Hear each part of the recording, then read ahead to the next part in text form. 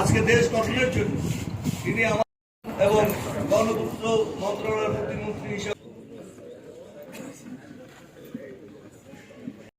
আমরা শুকরিয়া আদায় করি আলহামদুলিল্লাহ।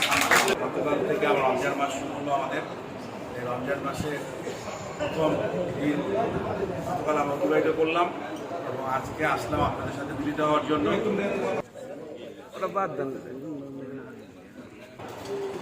মাননীয় প্রধানমন্ত্রী তিনি আমাকে মুখ্যমন্ত্রী দায়িত্ব দিয়েছেন।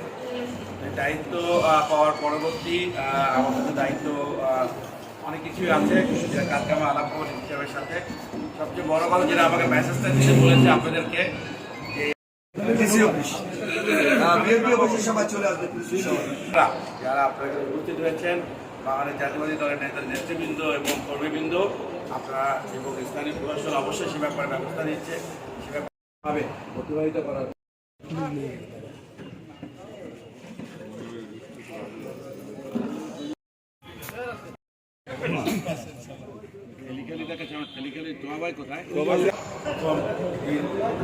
গতকাল আমরা অতিবাহিত করলাম এবং আজকে আসলাম আপনাদের সাথে মিলিত হওয়ার জন্য। মিলিত হওয়ার উদ্দেশ্য একটাই উদ্দেশ্য, যে পিরোজপুরবাসী যারা আপনারা বিগত 12 ফেব্রুয়ারি নির্বাচনে আপনারা যথেষ্ট 3টা আসনে যথেষ্ট পরিশ্রম করেছেন এবং আপনারা জানেন নির্বাচন বিভিন্নভাবে বিভিন্ন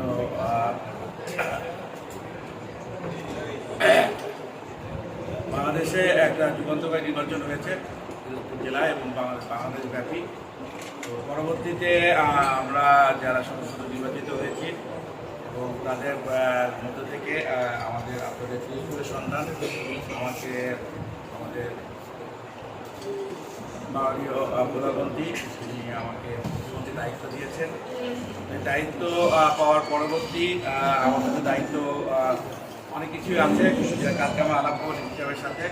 সবচেয়ে বড় কথা যেটা আমাকে মেসেজটা দিতে বলেছে আপনাদেরকে, যে এই রমজান মাসে আমাদের সবার উচিত হবে, যারা আমরা রাজনীতিতে জড়িত এবং যারা আমরা অর্থ এলাকায় যারা আছি, বিগত দিনে দেখা গেছে যখনই কোনো রাজনৈতিক সরকার ক্ষমতায় থাকে নানান রকম সমস্যা দেখা যায়, বাজারে দ্রব্যমূল্য ঊর্ধ্বগতি দেখা যায়, অস্থিরতা দেখা যায় এবং আইন শৃঙ্খলা অবনতি হয়।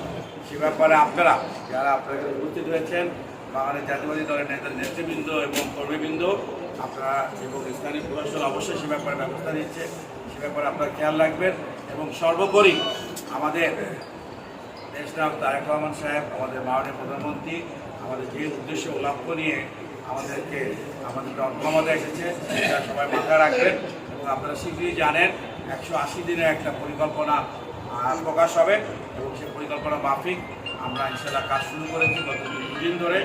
এবং আগামী দিনে আমাদের উচিত হবে সবাই মিলে, বিশেষ করে পিরোজপুরবাসীর বিভিন্ন সমস্যা আছে, সেগুলি আল্লাহ আমাদের যখন আমরা দায়িত্ব পেয়েছি আমরা চেষ্টা করব প্রায়োরিটি বেসিস যেগুলি করা দরকার আমাদের স্থানীয় প্রশাসনের সাথে মতামত নিয়ে আমাদের ধাপে ধাপে ইনশাআল্লাহ আমরা আমাদের অর্থ এলাকার উন্নয়ন করার জন্য এবং দেশের সমস্যা আশু সমাধান করার জন্য সে ব্যাপারে ব্যবস্থা নিব। এবং আগামী দিনে অর্থ এলাকার যারা এখানে ভালো থাকেন, সুস্থ থাকেন। আসসালামু আলাইকুম। সবাই 11:30টার মধ্যে আমার